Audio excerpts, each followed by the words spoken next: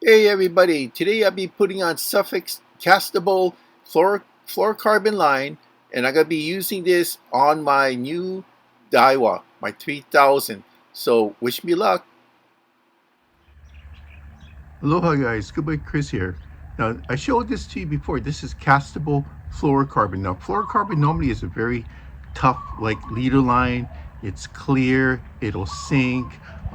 It's basically not what you use as mainline, because if you put that on your spinning wheel, it'll just come off because it's too stiff. It's not soft, manageable limp like monofilament is. But this is castable, which means you can use it as your main line. So what are the advantages to this? Well, it has low visibility in water, which is really good. Good abrasion resistance. So if you're going ice fishing, you're going freshwater for trout or bass along the reeds, this will resist a lot of scratching before you have to change it. And it's less flexible, like mono's flexible, which means you feel every bite. That's very important. So the main thing about castable means it's soft. It's not hard, it's soft.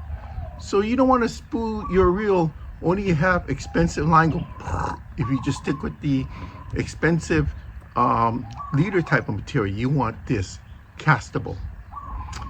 So it's not cheap, but they're on, you get them on sale. I got 3 rolls for this, I think like $21, $22. So they can be inexpensive when you get deals. So I'm gonna go ahead and spool this on my Daiwa Exceler LT3000D-C. Whew, that's a long one. So I'm gonna make sure that that is gonna be a dedicated ultralight rig, and I got mounted on my Daiwa Presso 11-foot ultralight rod. So let's go ahead and spool this on.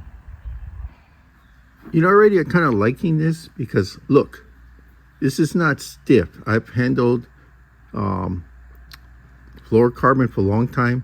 This is very loose, very, look at that. It's not stiff. It doesn't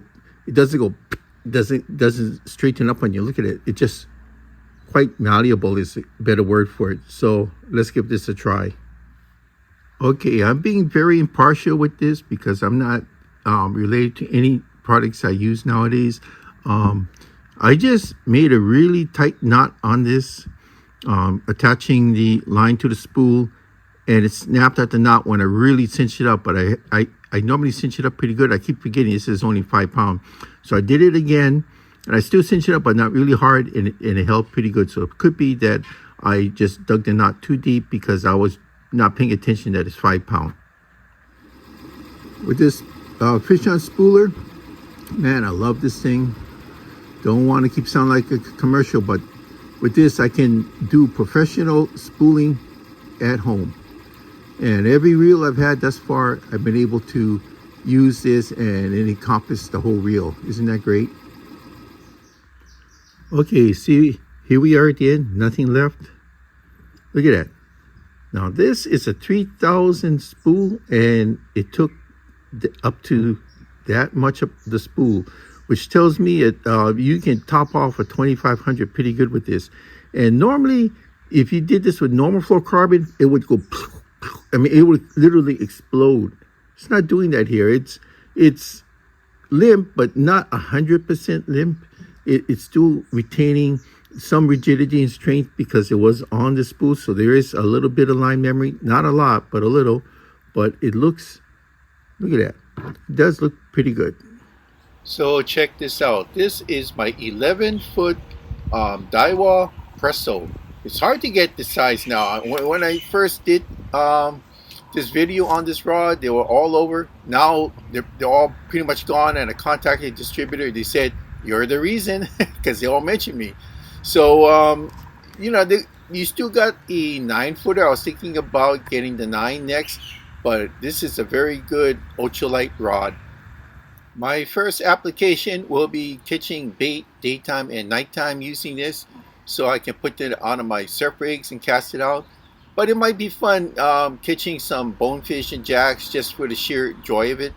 But I just need to get out and start working with some of my equipment here. Thanks for watching, guys. Mahalos.